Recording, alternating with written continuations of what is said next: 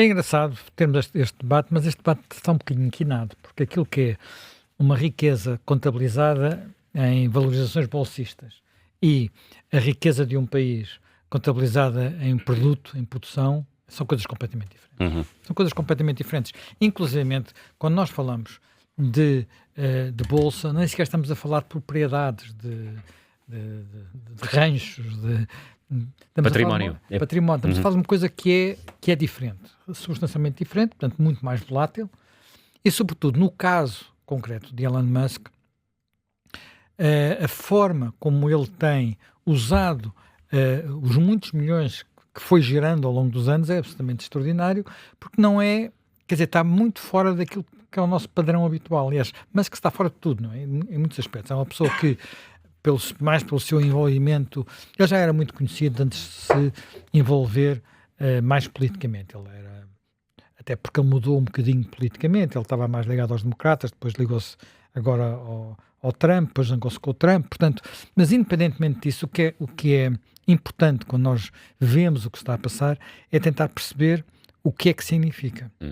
E o que é que pessoa, quer dizer, Musk não é o único, é talvez o mais conhecido, aquele que foi mais, em muitos aspectos, mais ousado e mais disruptivo, mas há outras figuras, outras pessoas, outros nomes no universo destas novas, digamos, desta nova economia. Havia um bocadinho essa maneira simples de tentar explicar coisas novas que estavam a acontecer e que, de facto, não há dúvida, é completamente novo. Vamos ver algumas coisas que são novas. Primeiro, se nós seguirmos a lógica habitual da valorização de uma empresa e da valorização bolsista, isto está fora de tudo. Fora de tudo, não é? Nós estamos a falar, no caso, por exemplo, e já vamos a esta empresa... Está fora de tudo por causa do valor ou por causa do valor, ou modelo? É? Por causa do valor. Repara, isto, estamos a falar de uma empresa que valeu em bolsa 96 vezes as suas receitas anuais. Habitualmente, muitas vezes quando se valoriza uma empresa é assim, 10 vezes o EBITDA. O EBITDA é o resultado líquido. Ora bem, estamos a falar de uma empresa que tem, neste momento, lucros, portanto, resultado líquido, mas o resultado líquido é uma parte, eu creio, Space não tem já lucro. teve. A Space, se contares com a parte das telecomunicações. Sim. Portanto, depende A também... Space, no seu conjunto, Tens- não tem lucros, teve prejuízos este ano e teve prejuízos no primeiro trimestre também. Sim, mas estás a falar da Space, estás a falar de prejuízo ou estás a falar de resultado líquido? Não, Do resultado não, de EBITDA não, EBITDA teve. EBITDA teve, mas eu sim. estava a falar de EBITDA. Sim. EBITDA. Portanto, EBITDA é o resultado líquido. Quando falamos de resultado global, encontras outros Entre fatores. os encargos Os financeiros, encargos esse tipo de financeiros, coisas. essas coisas todas. Portanto, é uma coisa, os investimentos são calculados de outra forma. Portanto, tudo aquilo, estou a falar daquilo que é... É que aqui isto ainda torna, Deve desculpa haver. só interromper, ainda torna a questão mais absurda aquilo que tu referiste. Absurdo não, Que mais surpreendente. Eu não sei se é absurdo. Não, quer dizer, como eu já vi o colapso das .com, como tu também viste, uma pessoa fica de pé Mas atrás, a grande não é? questão é assim, é que nem todas colapsaram. As .com nem todas colapsaram. Portanto, Mas desvalorizaram, não é?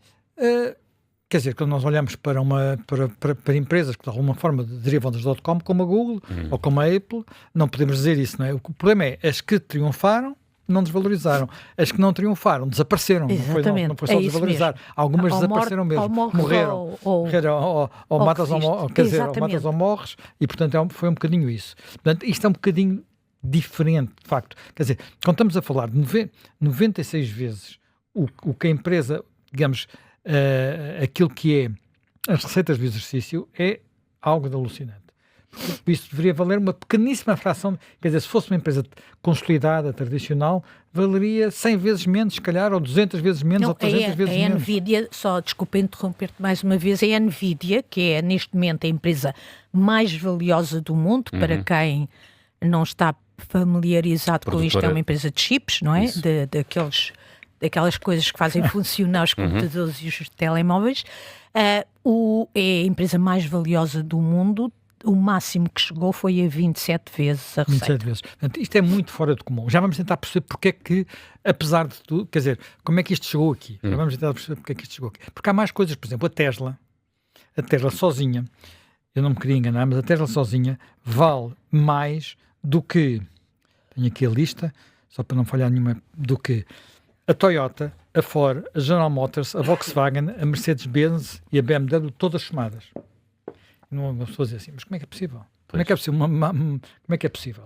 Mas o exemplo da Tesla é de alguma forma um bom exemplo, porque a Tesla é uma empresa que, se tu vires bem, toda a gente copiou a Tesla. Todos os carros elétricos estão agora aí no mercado, inclusive os chineses, que já vendem mais que a Tesla, pegaram no Tesla, desmontaram em bocadinhos e tentaram fazer igual ou melhor. E, curiosamente, e este aspecto também é interessante, achou-se, mas agora a Tesla está tramada, porque a Tesla... o Musk foi olhar para o Doge, para a política americana, descurou a Tesla e, portanto, a Tesla já foi ultrapassada pela BYD, a Tesla teve menos resultados do que se esperava, há mercados onde a Tesla está a perder cota de vendas. O que é que essas pessoas estão a esquecer-se? É que a aposta, neste momento, de Musk já é um passo à frente. São os carros automáticos e que não são os carros autónomos. Carros autónomos. Carros autónomos, quer dizer, não automáticos, autónomos, carros que andam sem condutor, já existem da Google, mas quando chegar o do Musk, o conceito é completamente outro. É outro, estamos outra vez noutro planeta, noutra dimensão. Portanto, e aquilo que ele tem conseguido fazer ao longo da vida, e desse ponto de vista a SpaceX também é muito interessante, é sair completamente da norma. E há uma coisa que é muito engraçada quando se ouve ele a prestar declarações, é que quando ele sente uma dificuldade, quando alguém lhe diz não é possível, ele diz, explica-me porque é que não é possível. Diz-me lá porque é que não é possível. Então e se a gente fez assim, se a gente fez assado, se a gente fez de outra maneira, e vai rompendo aquilo que são padrões. E desse ponto de vista, enfim, ele é uma pessoa que quando se olha para a vida dele, se procura encontrar explicações de como é que ele está onde está, tudo ali é fora do comum. Primeiro, ele é sul-africano, então ele não é americano. Ele nasceu na África do Sul, numa África do Sul ainda do apartheid, uma África do Sul onde ele teve uma infância infelicíssima. O pai era um homem bruto, batia na mãe, portanto, violência doméstica, era um miúdo que não jogava futebol e, portanto, gozavam com ele na escola, portanto, foi a vítima de bullying, como nós dizemos, e, no entanto, desde o princípio que ele tinha coisas completamente fora do comum. Por exemplo, aos 12 anos, ele fecha-se durante 67 horas, sem dormir, para programar um jogo de vídeo, um jogo de computador. Portanto, estamos a falar de uma coisa ainda anos 80, não é?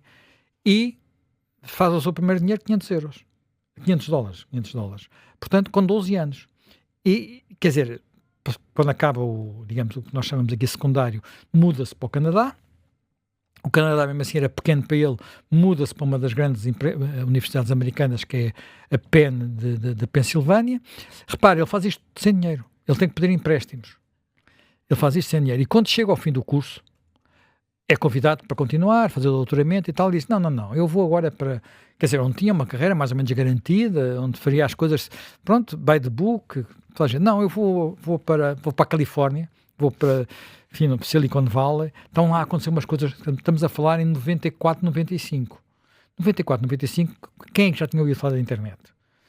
A primeira internet em Portugal foi em 95. Estava a começar nos Estados Unidos. Foi em 95. Ele muda-se para lá porque está a parecer uma coisa nova e a primeira ideia que tem é fazer é logo entrar em concorrência connosco, mídias tradicionais, que é classificados. Ele faz uma aplicação, um site, enfim, faz classificados.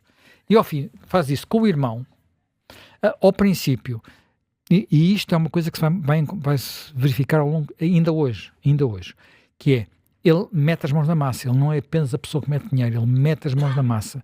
E, portanto, ele e o irmão dormiam no escritório, que era um escritório mínimo, tinha espaço para 2 secretárias, dormiam no chão no escritório. Quando tinham que se encontrar com investidores, iam tomar banho a uns banhos públicos que havia ali perto e vestiam um casaco, porque eles nem sequer tinham onde tomar banho. Portanto, repara, quer dizer, tudo isto é muito do tipo de mentalidade. E muito do sonho americano. E muito sonho americano. E passado 3 anos, ele vende a empresa e empocha $22 milhões.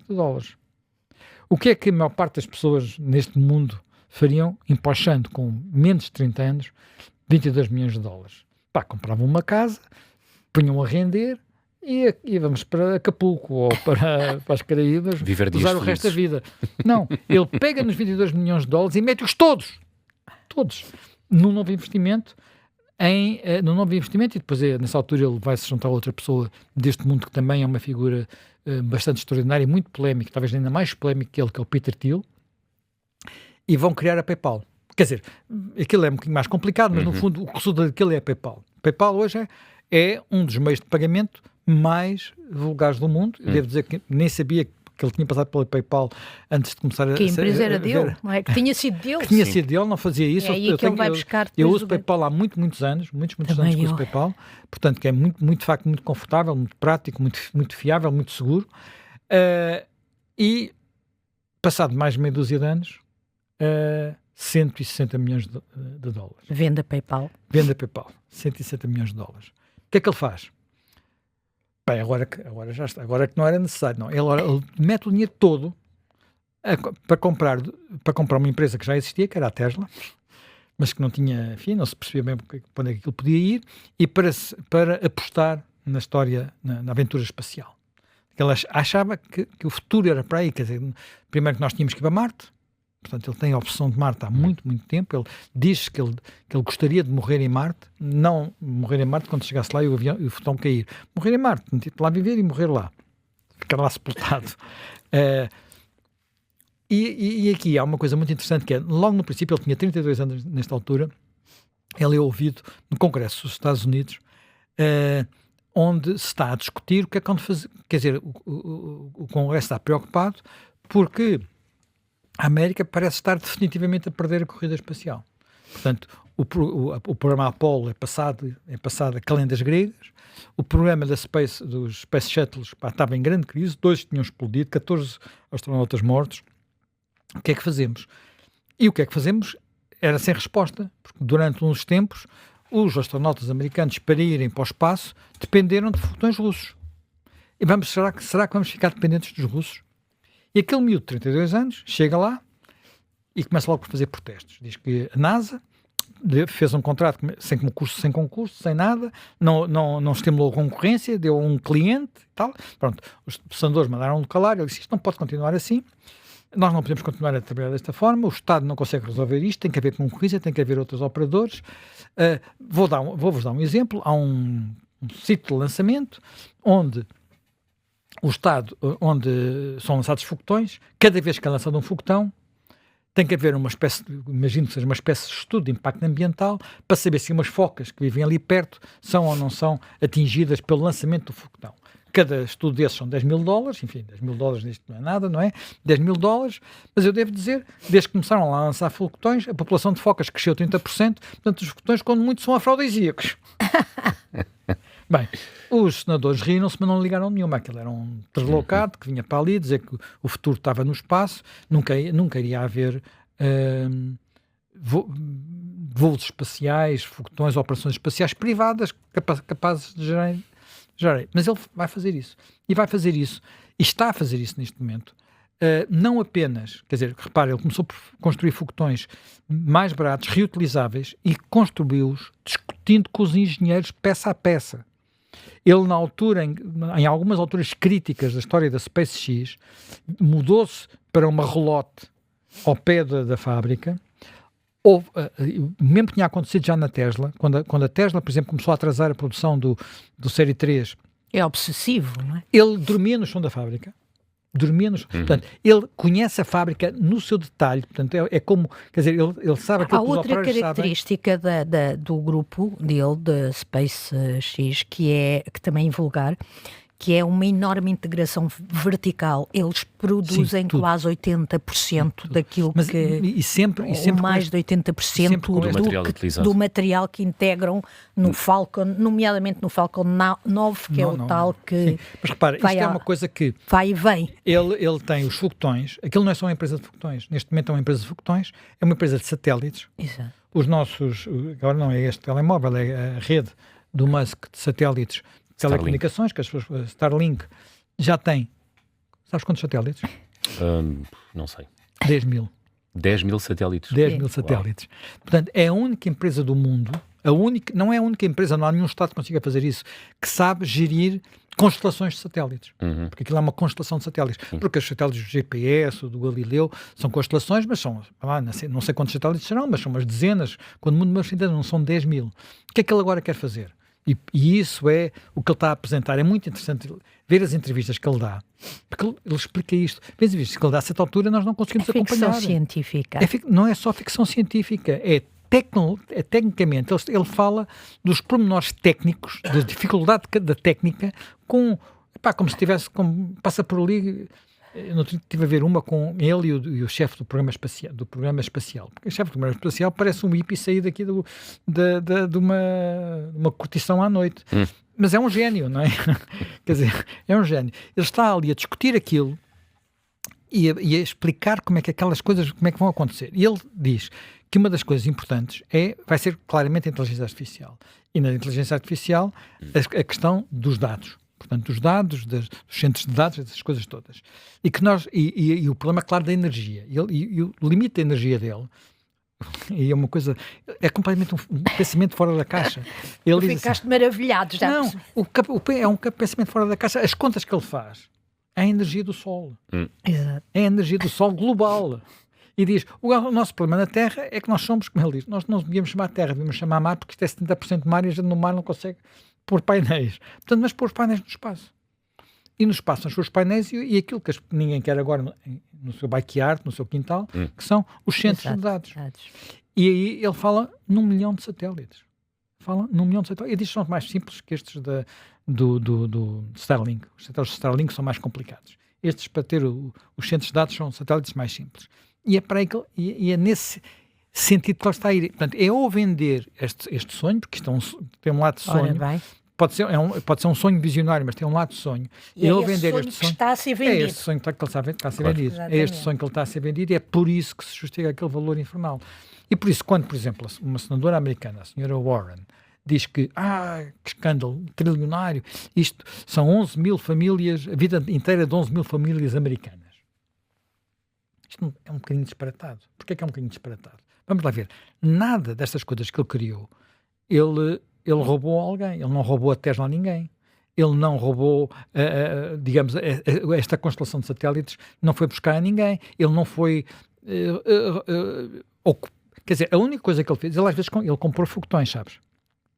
Ou tentou comprar, não sei se não consigo perceber se ele conseguiu chegar a fazer o negócio. Mas quando começou a entrar no negócio de foguetões, foi à Rússia tentar comprar os ICBM, então os mísseis intercontinentais russos, porque eles iam destruí-los. E ele disse, eu fico com dois, quero ver como é que eles são. Porque os russos são bons nisso, não é? Ou pelo menos eram bons nisso. E, portanto, quer dizer, agora imagina assim, quem é que lhe passa pela cabeça, de repente, meter-se num avião, aterrar em Moscou e dizer, eu quero comprar dois mísseis balísticos, daqueles que levavam... A parte nuclear não quero. As cabeças, as armas atómicas que lá vão eu não quero. Quero o resto, quero ver o resto. Mas isto para ele é muito importante porque ele precisa perceber como é que funciona tudo. Por exemplo, tudo aqui é novo, são os novos materiais, são os novos os combustíveis, a mistura de combustíveis, tudo é novo. Tudo é completamente novo. E há obviamente é disruptivo. E desse ponto de vista, há quem fala agora de uma coisa que é o masquismo. O masquismo é uma espécie de Fordismo. O masquismo é a forma de fazer, digamos, de inovar e de mudar a economia, mudar a maneira de funcionar do século XXI. O Fordismo, para quem não se recorda, Henry Ford, fundador das fábricas da Ford, primeira produção em massa, embaraçecimento, fazer chegar o carro primeira linha de montagem. Primeira linha de montagem, essas coisas todas. E agora há uma maneira de trabalhar que será o masquismo. Já há livros sobre isso, mas é difícil, não sabemos se vai triunfar, se não, logo veremos. Mas, quer dizer, é evidente que isto é muito um homem, não é? O Fordismo foi um processo. Sim, está bem. Ele inventou um processo. Também, quer dizer, mas repara, é muito um homem, mas quando nós vemos, por exemplo, a história de muitas das pessoas que o rodeiam, alguns zangaram-se, outros continuam, outros saem, aquilo é um bocadinho diferente. Por exemplo, nesta história da SpaceX, houve milhares de funcionários da SpaceX que de repente ficaram literalmente milionários. Sim. E quando falamos de funcionários, é operários de chão de fábrica, não é apenas o quadro superior. Quer dizer, milionários teoricamente. Não, quer dizer, se venderem, estão se venderem nestes dias, têm títulos que se venderem vão realizar dinheiro. Se alguns seguramente já os venderam, porque, digamos, o número de ações trocadas os títulos trocados nos últimos dias da SpaceX bateu o recorde anterior, que era a Meta. Portanto, a Meta é a Google, que era o anterior recorde, que vinha de 2012. Portanto, a negociação e a valorização nas primeiras 24 ou 48 horas. Bem, agora, eu disse, mas assim, o homem é de facto destravado, mete-se na política, comprou o X, faz o Twitter, agora chama-se X, andou metido com o Trump. Toda a gente já sabe que ele já se zangou com o Trump, mas uma das entrevistas que vi nos últimos dias sobre ele tem uma certa altura, vê-se, nem é a pergunta que estão a fazer, mas ele quer falar sobre isso, e então dá uma explicação para ele ter saído do Doge, não é? Daquela coisa. Ele dizia assim, bem, olha, aquilo é como se eu estivesse numa praia a apanhar agulhas e lixo para recolher, para tirar de lá, para ficar a praia limpinha. E de repente reparava que vinha aí um tsunami, com uma onda de 100 metros, que é a inteligência artificial. O que é que eu estou a fazer na praia? Tenho que ir para o tsunami. Pois. Portanto, quer dizer, bem, e ele é das pessoas que mais tem falado sobre inteligência artificial. É evidente que tudo isto, a inteligência artificial, levanta, e já falámos disso algumas vezes, levanta N interrogações, mas quando o vemos falar, ele dá a ideia, ele anuncia-nos um mundo completamente diferente. Completamente diferente. Vai ser assim, vai materializar-se assim. Ele acha que no final do século vai haver 10 vezes mais robôs do que seres humanos. Robôs humanoides do que seres humanos. Será que isso vai acontecer? Se calhar vai. Nós não... Quer dizer, quem é que imaginava, quem é que diria há 15 anos que de repente nós andávamos com um supercomputador no bolso, como hoje andamos todos. E andamos todos, não é nos países ricos, andamos todos daqui até aos confins da África. Quer dizer, as coisas de repente são totalmente diferentes e há aqui um lado de otimismo tecnológico que não deixa, para mim pessoalmente, não me deixa de fascinar, até porque eu muitas vezes não consigo antevê-lo e tendo mais às vezes a ser pessimista do que ter este otimismo tecnológico, que de resto eu às vezes encontro em engenheiros, amigos meus engenheiros, quando eu digo, isto não vamos lá de nenhum e tal, a tecnologia vai resolver, a gente lá dá a volta e tal. E é um bocadinho a história dali, por isso acho que quando nós olhamos para o Musk, temos que, enfim, perceber que talvez como empresário, ele é sobretudo uma pessoa que toma riscos que ninguém normalmente tomaria. Como, digamos, gestor, eu encontro nele alguns paralelos com gestores de primeira geração, aqueles que não é apenas aqueles que fizeram tudo, que fizeram o seu mundo, mas aqueles que sabem tudo desde o chão de fábrica até o topo. Eu trabalhei com trabalhei longe, mas trabalhei com um, que era o engenheiro Bernardo Azevedo, que era aquele que sabia... E tem outras parecenças, é interessante lembrar-te. É porque eu estava ao mesmo tempo a ouvir e dizer assim, há aqui coisas que eu vi, enfim, numa escala até diferente. Até do ponto de vista da engenharia financeira. Porque nós agora isto é um IPO. As pessoas dizem, o que é um IPO? Um IPO é, nós aqui em Portugal chamamos OPVs, Oferta Pública de Venda, e as OPVs da Sonai ficaram famosas nos anos 80, portanto há lá muito tempo atrás, não é? E também foi um milagre financeiro que ele ali fez.